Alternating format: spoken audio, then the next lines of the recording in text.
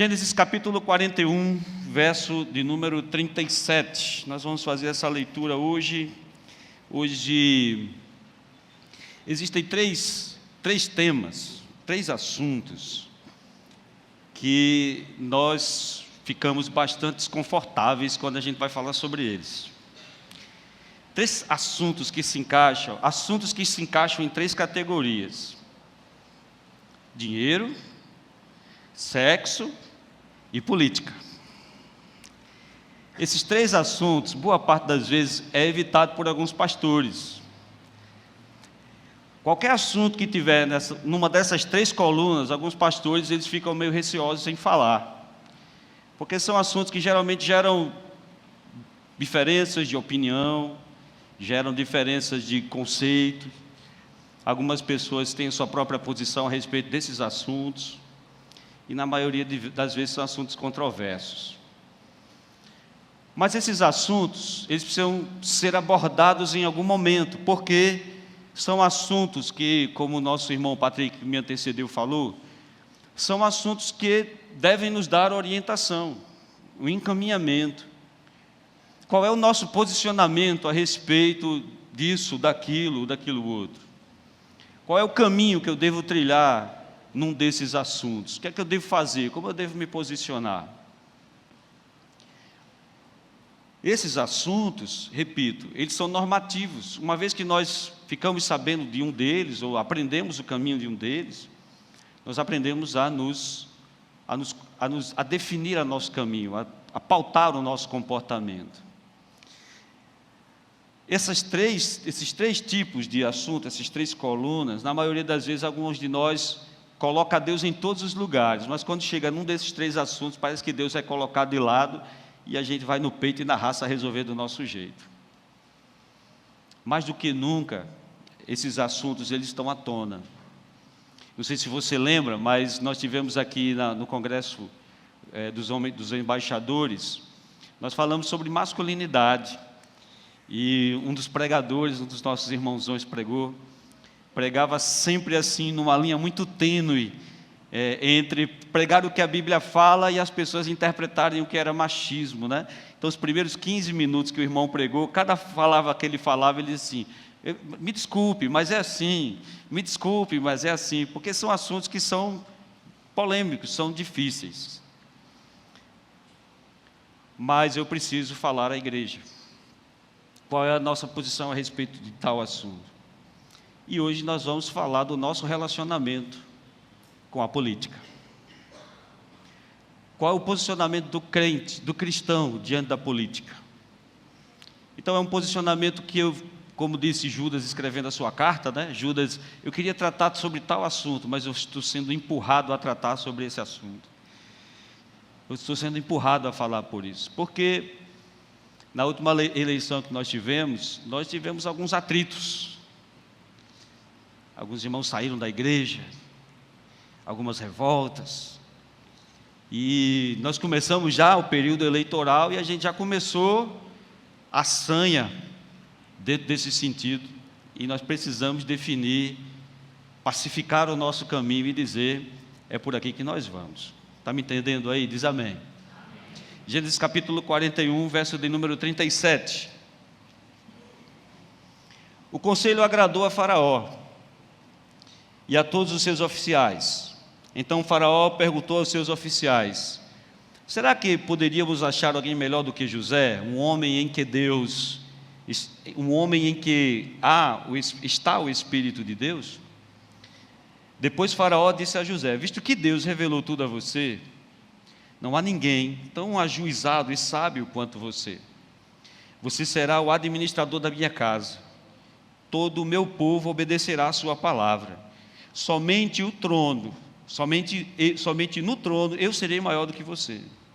E Faraó disse mais a José: eis que eu te constituo autoridade sobre toda a terra do Egito. Então Faraó tirou o seu anel sinete da mão, pôs no dedo de José. Mandou que vestisse com roupas de linho fino e lhe pôs no pescoço um colar de ouro. E o fez subir na sua segunda carruagem e clamavam diante dele: inclinem-se todos. Desse modo, deu-lhe autoridade sobre toda a terra do Egito. Disse ainda Faraó a José: eu sou Faraó, mas sem sua ordem ninguém poderá fazer nada em toda a terra do Egito. E Faraó chamou José de Zafanate-Paneia e lhe deu por mulher Azenate, filha de Potífera, sacerdote de On. E José percorreu toda a terra do Egito. E José tinha 30 anos de idade quando se apresentou a Faraó, rei do Egito, e andou por toda a terra do Egito. Como eu falo muitas vezes, como eu acabei de falar na verdade, quando nós falamos a respeito de política, nós definimos a política como uma terra onde Satanás habita, e onde o crente deve se abster completamente de qualquer tipo de assunto. Mas quando nós damos uma olhada nos textos bíblicos e no contexto da história bíblica, no contexto da história do povo de Deus, não só no período do Antigo Testamento, mas do Neotestamentário, e também na história da igreja moderna, você vai ver Deus na política. Você vai ver Deus se utilizando da política como uma ferramenta de direcionamento para o seu povo, de abençoar o seu povo e de encaminhamento para o seu povo. O livro de Juízes fala que sempre que existia um líder que temia a Deus, o povo prosperava. Sempre quando um líder falhava, o líder se afastava, o povo se corrompia. Quando nós vamos olhar a história dos reis de Israel, nós vamos ver uma oscilação na história de Israel, quando sempre que chegava ao trono um rei justo, nós vamos ver isso mais adiante, Israel prosperava, as nações não invadiam, Israel ficava sob a tutela de Deus, e os muros eram protegidos, não só pelo seu tamanho, mas pela mão do Senhor. Mas sempre quando o rei ímpio ascendia ao trono, Israel era castigado por pragas, era castigado por invasões, era castigado por Deus de várias maneiras. Então nós vamos ver na trajetória bíblica, em toda a trajetória bíblica, no percurso bíblico, Deus utilizando a política como uma ferramenta. Deus se inserindo na história do povo através da política. E aqui não é diferente. Nós não estamos falando aqui de um povo que tinha Deus como seu Senhor. Nós estamos falando do Egito. O Egito com o seu panteão de deuses. O Egito com seus vários deuses idólatras. Mas aí Deus, através de José, define que através deste servo dele, a história não só do Egito, mas de todas as nações circunvizinhas seriam transformadas. Olhe para cá, Deus deu sabedoria a José para controlar a prosperidade, e no tempo da abundância, não gastar absolutamente tudo, mas construir celeiros e colocar tudo que foi produzido no tempo da fartura, para que quando chegasse os momentos, os 7 anos de escassez, não só o Egito tivesse para si, mas o Egito tivesse para exportar. Você conhece a história de José, não é? Posso ouvir um amém? As 7 vacas gordas, as 7 vacas magras, as 7 espigas gordas, as 7 espigas magras. Então Deus usa José dentro desse contexto, não só para fazer com que o mundo enfrentasse um período de fome, mas para fazer com que o mundo atravessasse esse período de fome e não sofresse com esse tipo de fome.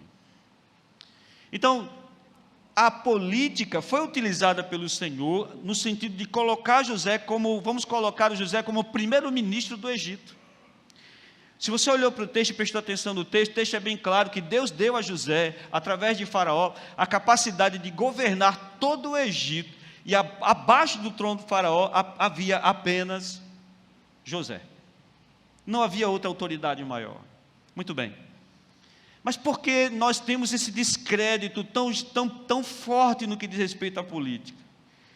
Porque nós nos abstemos desse território, porque nós fugimos disso, porque nós não debatemos disso, porque na maioria das vezes nós somos movidos por paixões quando falamos de política. E sempre quando nós somos movidos por paixão, seja em qualquer área da vida que a gente esteja, a paixão nos leva a viver extremos. A paixão sempre vai levar você a viver um extremo. Você sempre é intenso demais quando está apaixonado. Você sempre é forte demais quando está apaixonado. Na maioria das vezes você não escuta muitas outras pessoas quando você está apaixonado. E tudo que envolve paixão recorre aos nossos instintos mais primitivos. Então, quando nós olhamos dentro desse contexto, nós vamos ver que essa paixão que muitos de nós desenvolveu a respeito da política foi atacada, foi assolada pelo comportamento da maioria dos políticos. Houve um processo de desilusão muito grande. Houve um processo de perda de confiança muito grande. Então, na maioria das vezes, a disfarçatez, a corrupção, o comportamento leviano das pessoas que estão acima de nós, dos cargos políticos, fizeram com que a gente se abstesse da política e achasse que quem senta nessas cadeiras, ou que quem chega a esses lugares, são pessoas de má índole, todos eles são corruptos, todos eles merecem isso, todos eles são maus. E quando nós fizemos isso, nós saímos desses espaços, e esses espaços foram ocupados por pessoas assim. Só que esses espaços, desses lugares, não são ocupados por pessoas que fazem política. Na maioria das vezes são pessoas que fazem politicagem. Não confunda política com politicagem. Quem está me entendendo até agora diz amém. Existe a politicagem, que é a má política, mas existe a política como ferramenta de condução de um povo. Existe a política como uma ferramenta de abençoar um povo. E Deus se apresenta, como eu falei para os irmãos, na política. Deus se apresenta, por exemplo, como Davi, como rei que governou Israel, e no período que Davi governa Israel, não havia fome no sentido de Israel, porque Deus abençoava a liderança de Davi. Você vai ver Salomão como rei de Israel, temente e governando. Irmão, olha para cá, esses reis, eles eram estadistas, eles eram governantes. Esses reis lideravam seus povos, esses reis, eles tinham conselhos, esses reis, eles faziam. Salomão, olha para cá, Salomão fez essa quantidade de casamentos que Salomão realizou, na maioria deles, não são casamentos porque Salomão era pervertido, não. Eram casamentos políticos. Salomão casava com as filhas dos reis, que moravam ao redor, para que os reis não invadissem Israel. Eram casamentos políticos, eram alinhamentos políticos, está me entendendo, irmão? Diga amém. A gente vê Salomão com as suas esposas, e Salomão era um pervertido, eram casamentos políticos. Então esses homens, Deus utilizou esses homens para que através deles houvesse um período de paz e o povo vivesse debaixo da bênção de Deus. A política, no sentido de pessoas que temem a Deus e das pessoas que têm boa índole, ela é uma ferramenta de modificação de vidas que não conseguem por conta própria crescer. Você está me entendendo, irmão? Diga amém. Por isso nós temos que entender o que é política. Nós já vimos que Deus usa a política como uma ferramenta, mas nós temos que entender o que é política, porque o nosso conceito de política, ele está contaminado pelas figuras corruptas que nós vemos no nosso dia a dia. Então, quando nós lembramos de política, nós vamos lembrar de pessoas desonestas que estão ocupando esses cargos para tirar vantagem própria. E automaticamente, nós começamos a nos comportar de maneira também inescrupulosa. Olhe para cá, se você tiver a oportunidade de estar diante de um prefeito, ou diante de um vereador, a maioria das pessoas, quando está diante de uma pessoa assim, ela faz pedidos particulares. Ela busca proveitos próprios. Quem está me entendendo até agora diz amém. Qual é o seu interesse quando você procura um político? Qual é o seu interesse quando você procura um candidato a vereador? Qual é o seu interesse quando você procura o prefeito? Qual é o seu interesse quando você procura um senador, um deputado? Na maioria das vezes, quando nós nos direcionamos a essas pessoas, nós nos direcionamos por favores particulares. Então nós somos corruptos também. Porque quando nós colocamos essas pessoas baseadas nas coisas que elas podem nos oferecer, nós trazemos a exclusividade das ações dessa pessoa para nós. E eu falo isso aqui, como pastor, dentro da comunidade de cristãos. Nós não podemos eleger um deputado para caçar outras pessoas. Nós não podemos escolher um prefeito para maltratar outras pessoas que não creem da forma que nós cremos. É uma ação social, ele é um líder civil, ele é alguém que lidera e governa o seu povo. Quem está me entendendo até agora diz amém. Mas toda generalização, ela é burra. Porque a política, ela abrange todas as áreas da nossa vida. A política, ela está presente em todas as áreas da nossa vida. Já ouviu falar em política da boa vizinhança? Sim ou não? Você se dá bem com seus vizinhos. Política é a arte de gerir conflitos e liderar parte do seu povo. Quando nós vamos ver o povo sendo liderado por Josias, por Uzias, por grandes líderes que reinaram em Israel, todos esses líderes conduziram Israel no caminho da graça de Deus. Mas eles lideravam o seu povo. Escute, a política é a arte de compatibilizar interesses. Então a gente faz política da boa vizinhança. A gente faz política com os nossos vizinhos. Você quer viver bem com o seu vizinho? Você agrada o seu vizinho, sim ou não? Sim ou não? Você vai brigar com o seu vizinho? Aí às vezes a gente está ali, você prepara uma coisa, vai deixar para o vizinho. Sim ou não? Faz um pudinzinho, vai levar para o vizinho. Faz uma coisa diferente, leva para o vizinho. Meu Deus, ninguém faz isso aqui. Vocês são mau vizinhos, viu? A gente faz. A gente faz um negocinho diferente, aí ele vai lá, bate na porta, olha, estou isso aqui e tal. É a política da boa vizinhança. A arte de você saber fazer, conviver com as pessoas. Olhe para cá, existe a política da igreja, sim ou não? Nós temos política na igreja, irmãos. Nós escolhemos nossos líderes na igreja, irmãos. Nós escolhemos os presidentes regionais. Nós escolhemos nossos líderes, irmãos. A política da igreja no sentido de organizar os interesses dentro da igreja, de fazer com que a gente conviva bem dentro da igreja. Existe a política no trabalho, irmãos. A política, ela está presente em todas as áreas da nossa vida, irmãos. A boa conduta na política abre oportunidades com desconhecidos. Se você entende isso, você caminha bem. Abra sua Bíblia no livro de Daniel, no capítulo de número 1. Nós vamos ler a partir do verso de número 8. Quem está comigo até agora diz amém. Fique comigo, irmão.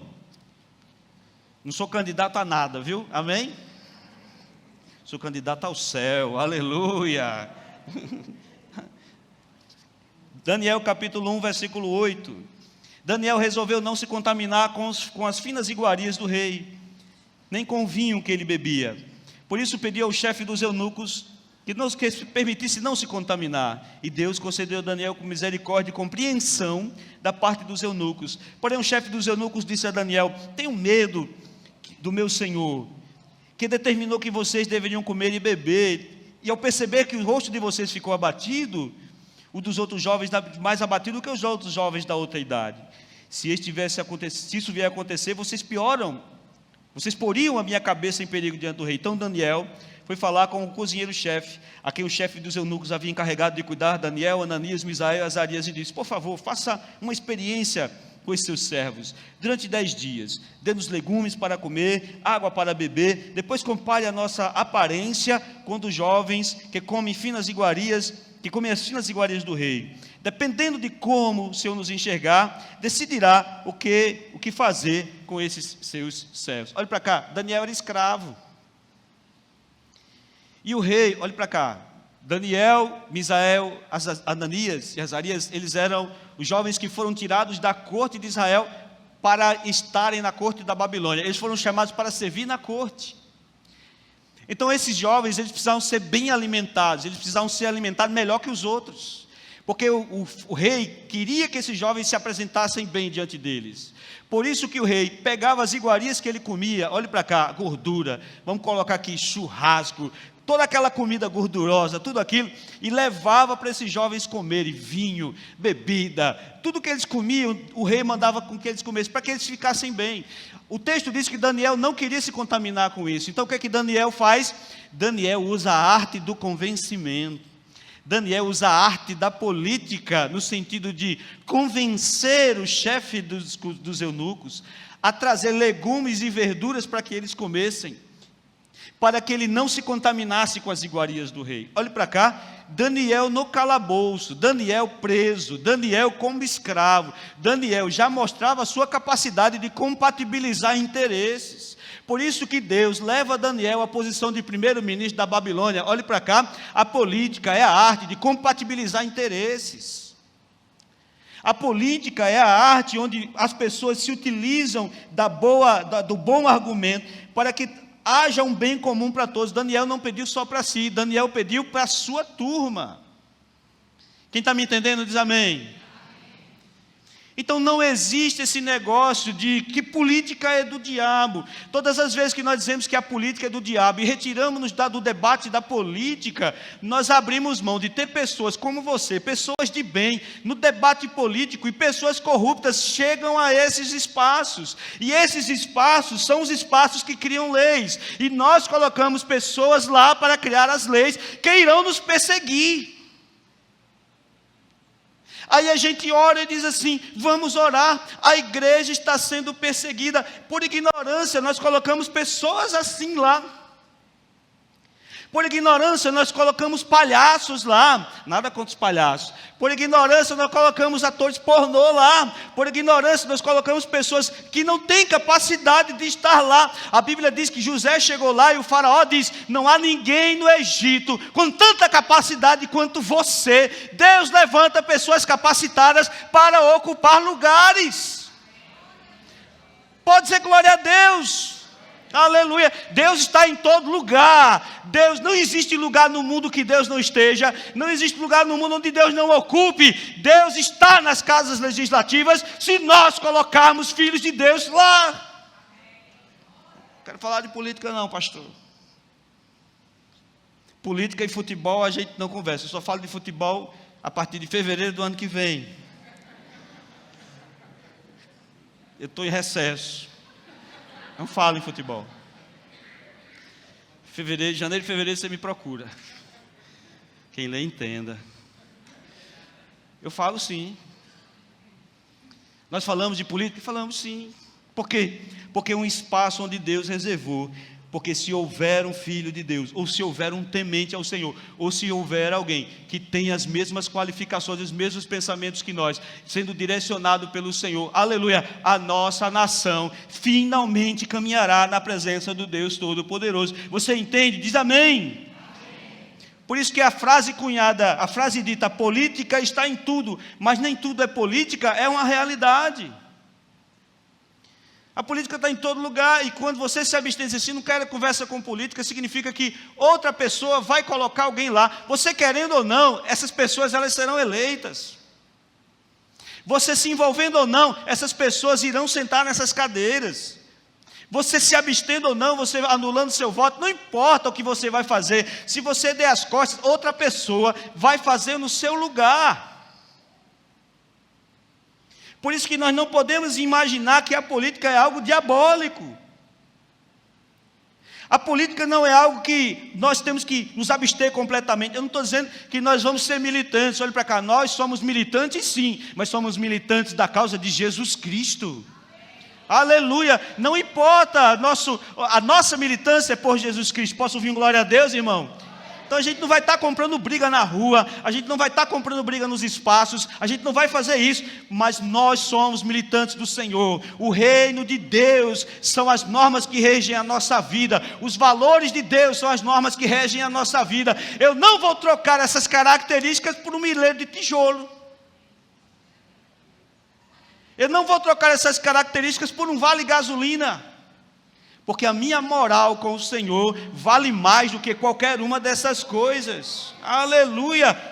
Posso ouvir um amém, irmãos? Aleluia. Então a política deve ser feita. Mas a politicagem não. Não só no âmbito lá fora, no âmbito da igreja. Nós vivemos política dentro da igreja, não no sentido da politicagem, mas a política da boa vizinhança na igreja. A política da convivência na igreja, sim ou não? Tem irmão que você quer arrancar a cabeça, mas você não arranca. Você lidera grupos, você precisa de liderados. Isso é política na igreja. O diabo não está na política, tem demônios na política, mas o diabo não criou a política. Olhe para cá, todo o espaço, não importa qual seja, ele precisa ser tomado posse por aqueles que temem a Deus, porque aonde você coloca a planta do seu pé com dignidade, ali o Senhor habita, ali o Senhor está. Posso ouvir um amém, irmão? Aleluia. A política visa o bem comum, a política visa o bem de todos, a política visa o bem não só das questões locais, mas de uma maneira em geral. Então a política, olhe para cá, coloque isso na sua cabeça hoje, é uma ferramenta de Deus para a execução do seu propósito em todas as ações, em todas as dimensões. E qual a importância disso, irmãos? Tem uma frase muito conhecida que ele diz assim: o maior castigo daqueles que não se interessam por política é que eles serão governados por quem gosta. Quando nós recuamos, os abutres sobem, irmãos. Abra sua Bíblia junto comigo. Desculpe, comigo, no segundo livro de Crônicas, capítulo 26. Segundo livro das Crônicas, capítulo 26.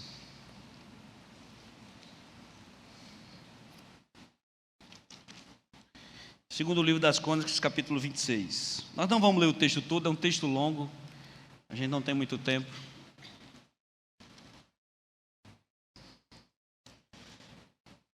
O relógio me enganou, o relógio está marcando errado ali. Segundo Crônicas 26, verso 3.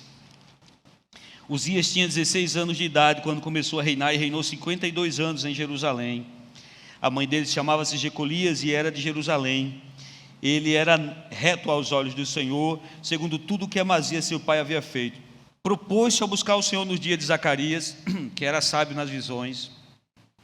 Enquanto Uzias buscou o Senhor, Deus o fez prosperar. Versículo número 11. Uzias tinha um exército de homens preparados para a guerra, que saíam para a batalha, segundo a lista feita pelo escrivão Jeiel e pelo oficial Meaías, sob a orientação de Ananias, um dos oficiais do rei. O número total dos chefes de famílias, homens valentes, era de 2.600 homens. Debaixo das suas ordens havia um exército. Versículo 14. Uzias preparou para todo o exército escudos, lanças. Versículo 15. Em Jerusalém ele fabricou máquinas inventadas, que foram colocadas em torres. A fama de Uzias espalhou muito longe, porque ele foi maravilhosamente ajudado até se tornar muito poderoso. Olha para cá, não havia invasões em Jerusalém,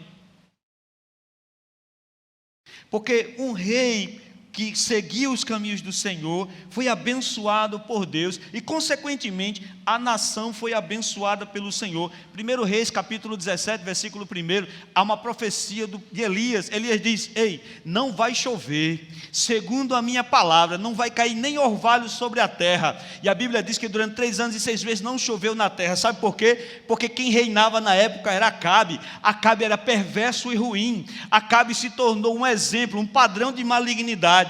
Então, por causa de Acabe, houve seca em Israel, houve um castigo em Israel. Quem está me entendendo até agora diz amém. Um era próspero porque andava com o Senhor, outro trouxe praga e seca porque estava distante de Deus. Qual dos dois você escolheria para governar a sua casa?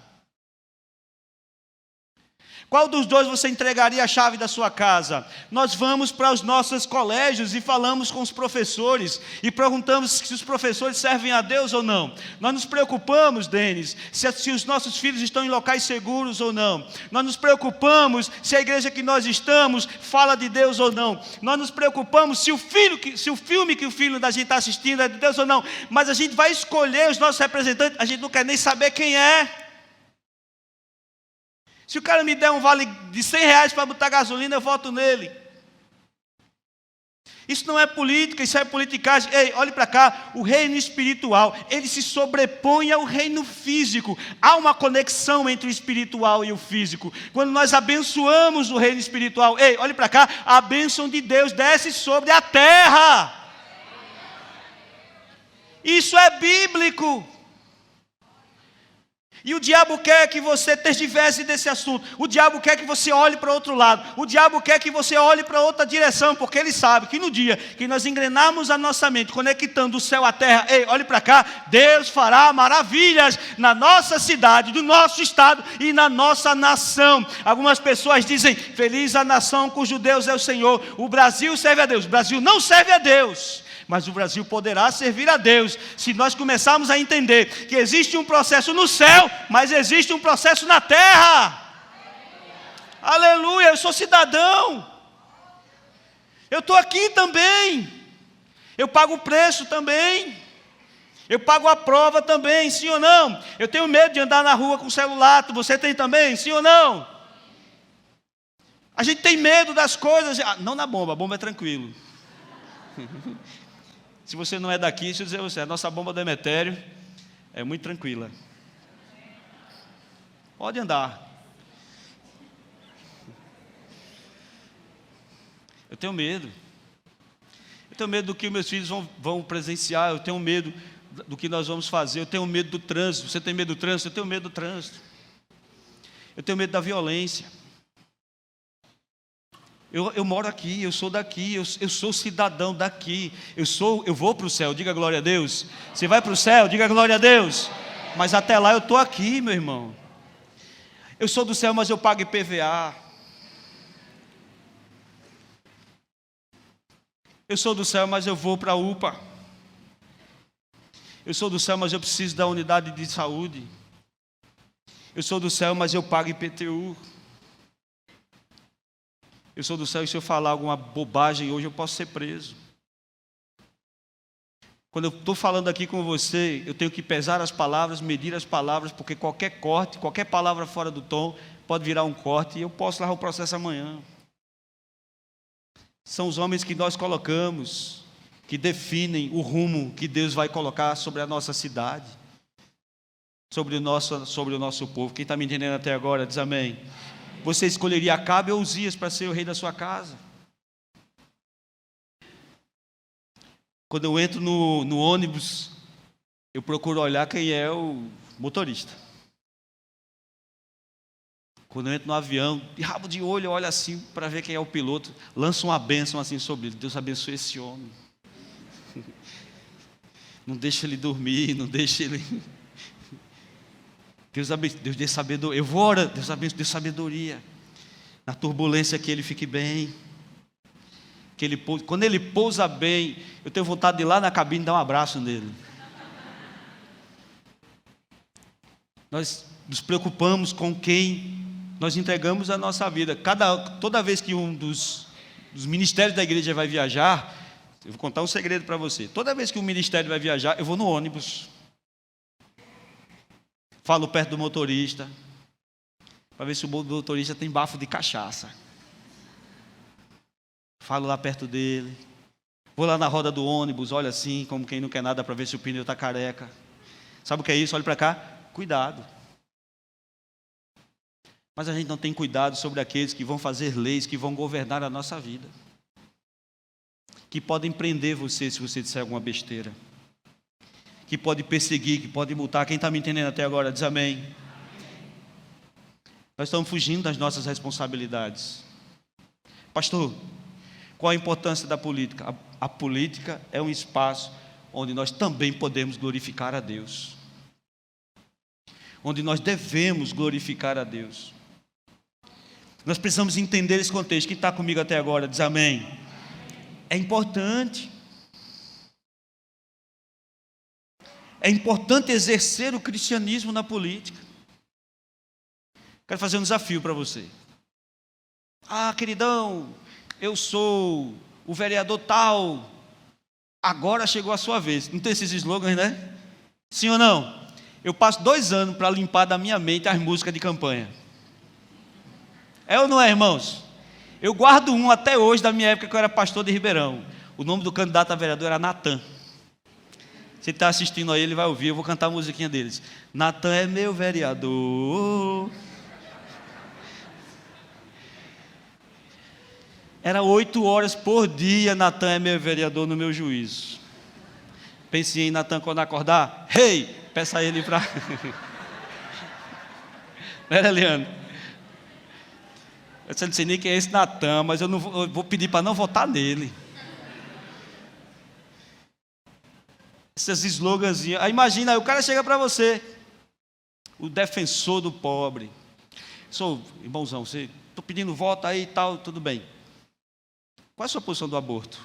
O que é que você pensa sobre o aborto? Porque a palavra do Senhor diz que aborto é pecado. Qual é a sua posição a respeito de perseguição às igrejas? Qual é a sua posição a respeito de casamento homoafetivo? Qual é a sua posição a respeito da violência? Faça isso. Faça isso. Ele vai falar para você. Veja quem é a pessoa. Veja quem a pessoa é realmente. Quem está me entendendo até agora diz amém. Não precisa ser político. Eu estou falando para você, não é para você ser político. Se você quiser, amém. Não é para você ir para os comícios. Se você quiser ir, amém. Mas é só para você não se moldar ao sistema. É para você não se render a esse sistema diabólico e satânico que nos oprime e faz com que o que a gente pense é errado. Abra sua Bíblia lá na carta de Paulo aos Romanos. Quem está comigo aí, irmão? Amém? Amém. Eu quero que você esteja comigo até o fim. Amém? Amém. Romanos capítulo número 12, verso 5. Assim também nós, embora sejamos muitos, somos um só corpo em Cristo e membros uns dos outros. Temos, porém, diferentes dons, segundo a graça que nos foi dada. Se profecia, se proporção de fé, se é ministério, dediquemos ao ministério. Se é o ensino, faça com ensino. Se o exorta, faça com diligência. O que preside, ou seja, o que lidera, o que preside, faça com zelo. Então nós podemos ter servos de Deus na política? Podemos. Sim ou não, irmãos? Podemos. Eu não estou dizendo a você que você vai agora dizer assim, quem é crente para eu votar nele? Porque nem todo aquele que diz, Senhor, Senhor, entrará no reino do céu. Quem aqui é pastor? Eu vou procurar na cédula, pastor fulano, pelo amor de Deus, se eu fosse você, não votava nem em pastor. Porque se o cara é pastor, ele não vai sair da igreja para se aventurar nessas coisas não. Digo isso com todo carinho, amém? Sempre respeitando as autoridades, exercer o cristianismo. Olhe para cá, irmão, olhe para cá. Eu exerço o cristianismo no trânsito, eu exerço o cristianismo na família, eu exerço o cristianismo sendo um bom pai, eu sendo também um bom filho, eu exerço o cristianismo em todas as áreas da minha vida.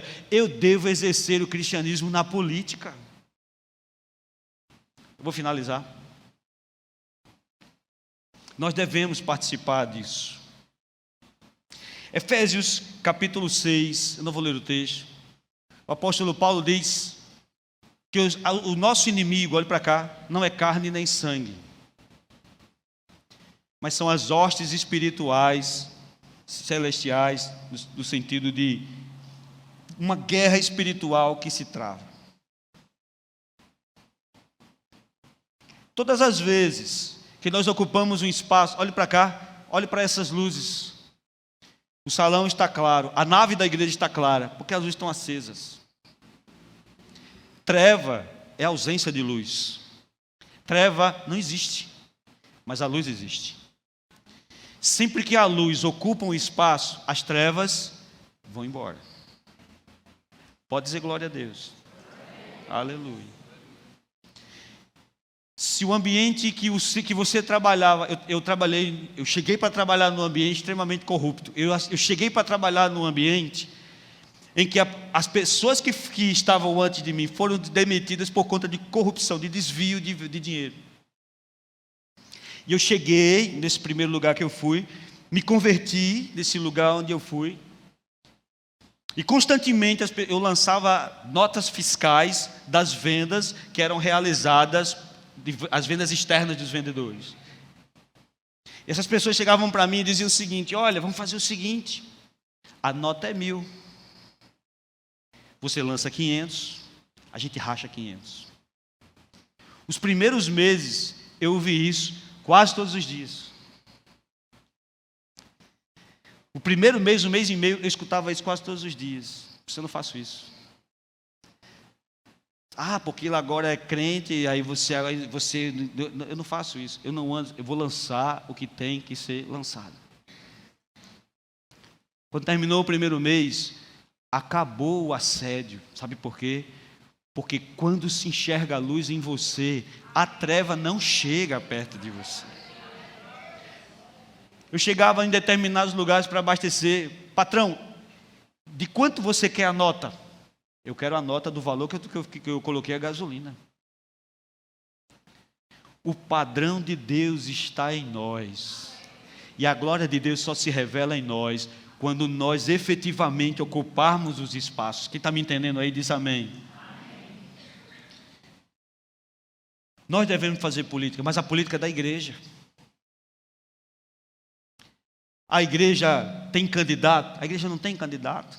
A igreja é uma instituição que governa para o Senhor Jesus. Posso ouvir um amém, irmão? Amém. Mas eu tenho como cidadão. E eu não tenho vergonha de dizer a você que eu tenho.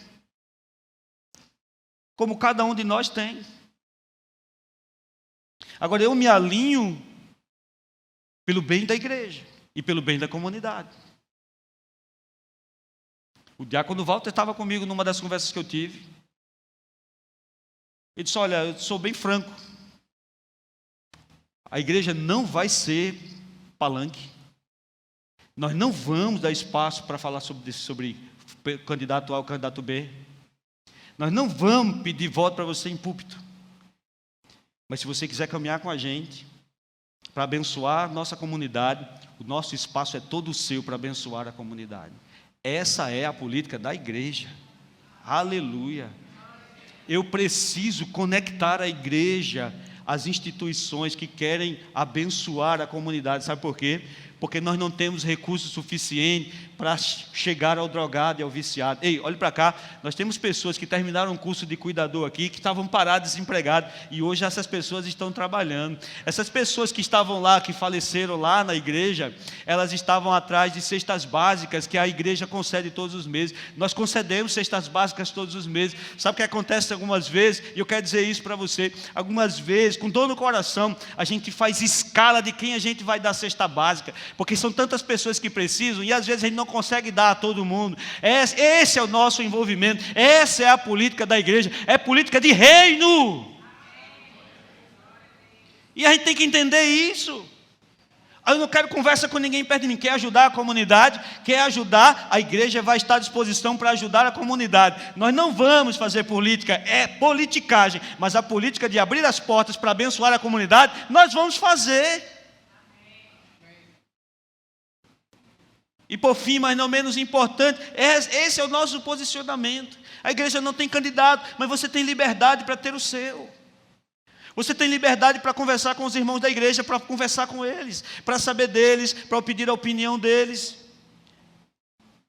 Nós não podemos ser radicais no sentido de o diabo está na política, mas também não podemos ser radicais e estar fazendo politicagem.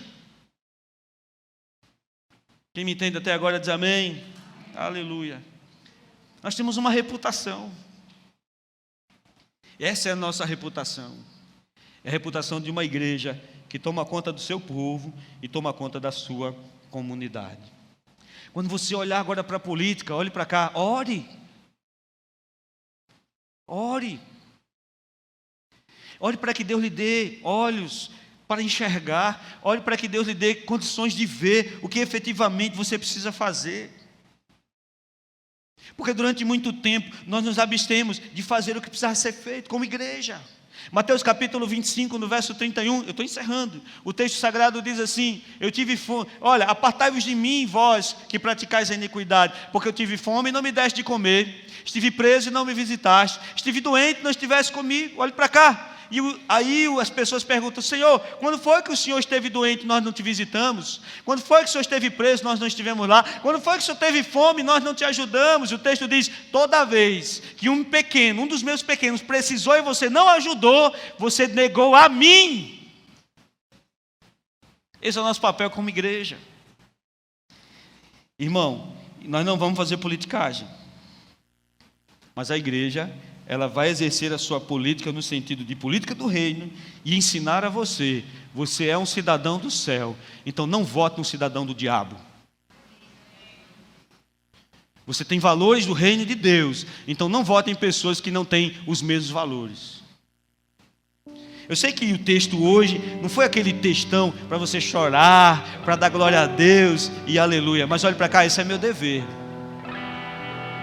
É o meu dever dizer a você, quando você tiver, se você for membro da igreja, estiver num dos grupos e se assustar com alguma coisa, é pessoal, é particular, é de cada um. Mas nós vamos exercer o nosso dever. Eu vou exercer o meu dever, o meu direito. Para que as pessoas amanhã não olhem e digam assim, ei, olhe para cá, a igreja pode até ser perseguida, mas a igreja vai entrar na reta final e nenhum homem vai defender a igreja. Quem vai defender a igreja é o Senhor. Qualquer pessoa que chegar e dizer assim, vote em mim que eu vou defender a igreja, coitados. Desculpe, mas esse papel não é seu não. Esse papel é do meu Senhor. Mas a igreja não vai ser perseguida porque eu coloquei alguém lá leviano ou alguém que não tem valores. Ela vai ser perseguida pelas coisas que devem acontecer, pela forma que tem a acontecer. Sempre quando nós colocamos um representante sentado na cadeira, no trono, porque agora é cadeira, mas é um trono. Deus exerce bênção ou juízo sobre a nossa vida. Você entende isso? Diga amém. Quando você for colocar alguém agora, você vai lembrar. Você vai colocar alguém para ser bênção ou ser juízo na sua vida e na vida da sua família. Fique de pé, por favor, e vamos orar. Nós precisamos de homens que temam a Deus governando. Nós precisamos que os dons espirituais estejam nas câmaras. Nós precisamos que os dons espirituais estejam nas casas executivas. Oh, aleluia. E a nossa oração é que Deus levante você que está aqui, ou você que está em casa, como um sacerdote na área da política. Como um sacerdote para defender a causa do Senhor e levar a mensagem do Senhor através das suas ações.